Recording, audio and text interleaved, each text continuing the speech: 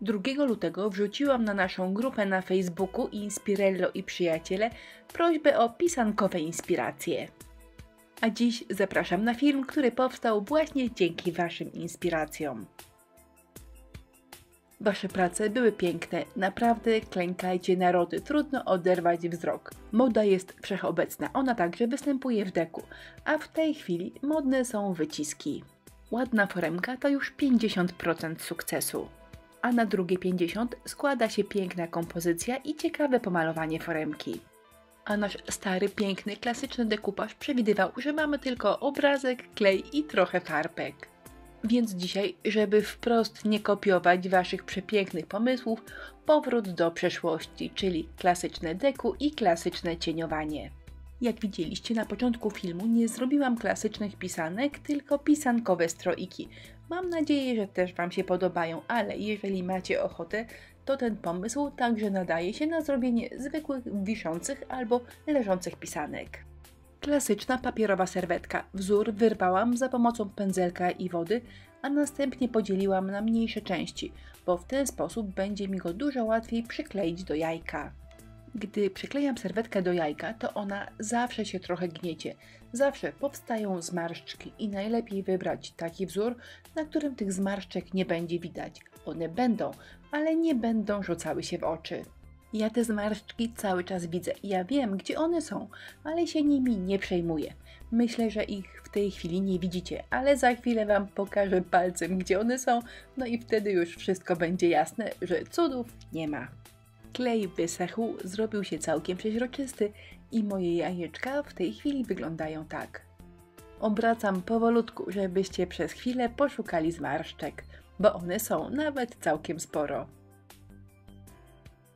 Tutaj jest ta największa, nazwałam ją zmarszczką atomową.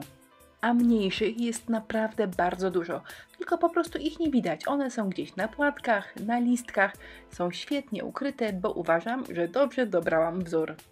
No dosyć tego dobrego, z marszczkami chyba nie ma się co chwalić, więc jajko lakieruję lakierem akrylowym, matowym i za chwilę biorę się za cieniowanie. Przygotowałam trochę pędzli, które mogą być przydatne. Głównie pędzelki skośne, ale też małe płaskie oraz jakieś delikatne niteczki. Dół jajka nie ma być czarny, on ma być taki bardziej brunatny, jak ten ciemny środek róży. A teraz już żadnej filozofii nie ma, trzeba po prostu od dołu jajko obmalować tym ciemnym kolorem. Ciemnym kolorem obmalowuję wszystkie elementy, które da się obmalować. Jeżeli coś jest bardzo delikatne, to po prostu zamalowuję, jakby tam nigdy tego wcześniej nie było. Za chwilę zabiorę się za cieniowanie i prawdę mówiąc uważam, że to obmalowywanie na ciemno jest trudniejsze niż cieniowanie. Jeżeli do tej pory nigdy niczego nie cieniowaliście, to zapraszam na mój film, który specjalnie przygotowałam dla takich osób, które są w temacie początkujące. Cieniowanie nie jest trudne. Uważam, że jeżeli ma się dobre farby i dobry pędzel, to po prostu wszystko cieniuje się samo. No dobrze, trzeba chwilę poćwiczyć, ale potem to już jest tylko z górki. W cieniowaniu najbardziej przydaje się pędzelek skośny, jakiś cieniutki pędzelek oraz pędzelek gąbkowy, taki do rozmazywania. Cieniowanie możemy podzielić na takie jednokolorowe oraz wielobarwne. Jednokolorowe to tak jak tutaj, bierzemy jedną farbę i jedziemy. Prawdę mówiąc, w momencie kiedy cieniowałam ten dół, myślałam, że będzie go chociaż troszkę widać w stroiku, ale ostatecznie, tak jak widzieliście na początku, tego cieniowania nie widać praktycznie wcale. No cóż, wtedy o tym nie wiedziałam, ale powiedzmy, że to była taka rozgrzewka przed głównym cieniowaniem. Ale z drugiej strony, jeżeli sam pomysł Wam się podoba, nie chcecie robić stroika, a wolicie, żeby to było na przykład jajko wiszące, to zostawiłam ten kawałek, niech już leci. Może jednak ten pomysł komuś się przyda. W cieniowaniu wielobarwnym jest taka ogólna zasada, że kolor cieniowania dobieramy do koloru elementu, wokół którego robimy cieniowanie. Czyli listki cieniuję na zielono, a różyczki na różowo. Jeszcze raz zaznaczę, że to nie jest film o cieniowaniu. Specjalny film o tym, jak cieniować, żeby fajnie wyszło, zrobiłam jakiś czas temu i podlinkuję Wam go pod tym wideo. A w tym filmie po temacie się tylko ślizgam, ponieważ ogarnęła mnie ogromna tęsknota, taka nostalgia za klasycznym deku, za klasycznym cieniowaniem. Cieniowanie to robota artystyczna i nic tutaj nie musi być idealne. Ważne, żeby w kupie ładnie wyglądało. Cieniowanie polega na malowaniu delikatnych chmurek w pobliżu cieniowanych elementów. Czym bliżej malowanego kwiatka albo listka, tym chmurka ma być ciemniejsza, a czym dalej musi być jaśniejsza aż do całkowitego zanikania. Po wyschnięciu moje dwie cieniowane pisanki wyglądają tak. Mają być eleganckie, a to, co podkręca nam na maksa elegancję, jest piękny połysk. A uzyskanie pięknego, idealnego połysku jest bardzo czasochłonne. Trzeba lakier akrylowy wielokrotnie nakładać i szlifować, nakładać i szlifować i dopiero wtedy jest pięknie. A ja poszłam na skróty, położyłam tylko 2 warstwy bez szlifowania, a tutaj na dole mi pościekało. Nic nie szkodzi, to i tak będzie wklejone do stroika, więc się tym nie przejmuję, ponieważ nie będzie tego widać.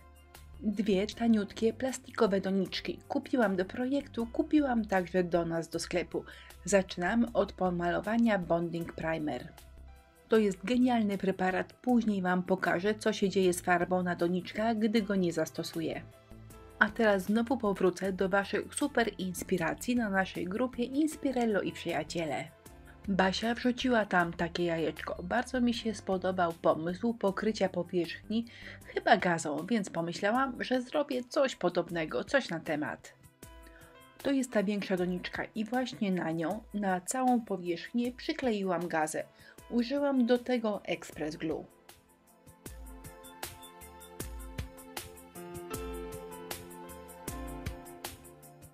Natomiast mniejszą doniczkę, żeby nie przesadzić, ozdobiłam tylko koronką u góry i na dole.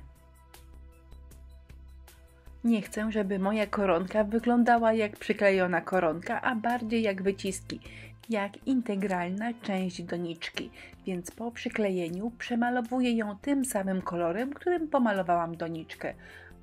No cóż, nie mogłam się powstrzymać, odrobinę to wszystko podcieniowałam, a teraz potrzebna jest biała farba akrylowa i pędzel szczecinowy. A teraz metodą suchego pędzla wydobywam wypukłości, czyli na pędzel nabieram odrobinę białej farby, gdzieś na boku go dokładnie wypisuję, a potem tą resztką dopiero przelatuję po moim wzorze. Na małej doniczce ten kolor mi się podobał, ale na dużej zupełnie nie i prawdę mówiąc, jeszcze 2 razy tą dużą doniczkę przemalowywałam. Osobnym tematem, ale dla mnie bardzo ważnym jest to, jak wszystko skleić do kupy, żeby się dobrze trzymało. Do mniejszej doniczki wymyśliłam taką konstrukcję. Powiem Wam, że sprawdziła się znakomicie. Natomiast tą większą doniczkę do pełni szczęścia od środka musiałam pomalować na brązowo. Z wierzchu przed malowaniem przeleciałam ją bonding primerem, natomiast tutaj poleciałam farbą na żywca i patrzcie, co się dzieje. Ta farba się w ogóle nie trzyma. Więc jeżeli zastanawiacie się, czy warto wydać parę złotych na bonding primer, to akurat na ten preparat naprawdę warto. No dobra, do brzegu. Sklejam szybko, żeby wreszcie moje strojki były gotowe. 2 wielkanocne jajcarskie strojki zrobione dzięki Waszym inspiracjom. Wiem, że brakuje tutaj modnych wycisków, ale jednocześnie mam nadzieję, że stare, dobre, klasyczne deku jeszcze kiedyś wróci. Prace z wyciskami są piękne, sama ich często używam, ale nie warto się tylko do nich ograniczać, bo nasze deku daje naprawdę olbrzymie możliwości. Koniec, jak zwykle listę wszystkich produktów, których używałam w tym filmie, znajdziecie w opisie wideo, czyli pod spodem. Na kolejny film zapraszam jak zwykle w najbliższą niedzielę, a wszystkich deku zakręconych na naszą grupę na Facebooku. Nazywa się Inspirello i Przyjaciele. Zapraszam.